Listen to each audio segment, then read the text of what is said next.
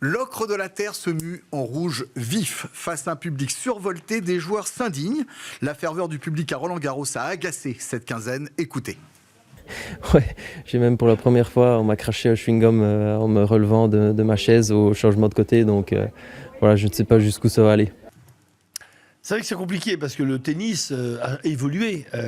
Quand on se rappelle l'élégance des années 70, l'étiquette, quand on rentrait sur un terrain, on était en blanc. C'était Wimbledon qui a quand même conservé ce code.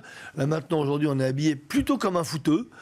Donc c'est normal quand le tennis donne un signal, on va dire, qui sort complètement du cadre, que le spectacle sorte aussi du cadre et donc que les spectateurs sortent aussi du cadre. Moi, finalement, ça ne me surprend pas du tout. Il y a eu un autre élément c'est très vivant, qui a été fondateur. En fait, c'est la coupure après le Covid. Le Covid a éloigné des cours tous les supporters de tennis et il se trouve que les personnes à l'Open de France à Roland-Garros se plaignent énormément du comportement depuis le Covid des supporters et surtout des supporters français. Et c'est vrai qu'en règle générale, au tennis, on a coutume de supporter, mais avec une certaine étiquette, avec une certaine limite. On n'est pas du tout ni au football, ni au basket, ni au rugby. Et là, ça a débordé, mais ça allait très loin. Ça fait des années quand même. Goffin, il a non seulement été conspué pendant son match, mais il a aussi reçu des projectiles, et notamment des chewing-gums. Ça, c'est autre chose. Ce qui est absolument détestable. Et ça, c'est détestable sur tous les terrains. Quels que soient les sports. Si on doit avoir des hooligans, même au tennis, il faut se poser la question. Mais c'est un peu plus global. On est dans une société de violence aujourd'hui.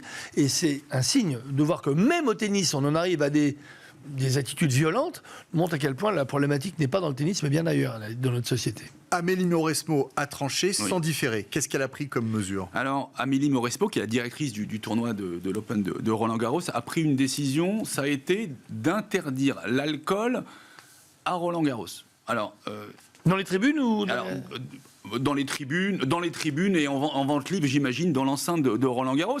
Alors, ça présente deux points qui sont un peu contradictoires. Hein. Le premier, c'est que c'est pas forcément parce qu'on boit de l'alcool qu'on va déborder dans un stade, en tout cas verbalement et même physiquement. Le deuxième, c'est que rien n'empêche celui qui a envie de boire, ou alors de venir avec ses propres bouteilles, ou alors de boire avant.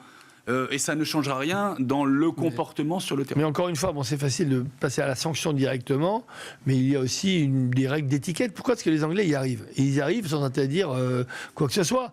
Les Anglais y arrivent pourquoi ? Parce qu'il y a un respect collectif de certaines valeurs, parce qu'on est fier de rentrer à Wimbledon, on est fier de voir les joueurs en blanc, on est fier d'avoir à 17h ce fameux tea time qui pendant des années, les gens se levaient, mais alors même en plein échange, je me rappelle une finale, c'était Borg-McEnroe, ils se levaient parce qu'à 5h, ils prennent non seulement le thé et des petites fraises.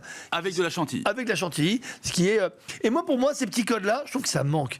Donc c'est vrai que plus que de recevoir des chewing-gums, je préfère qu'on m'envoie des fraises.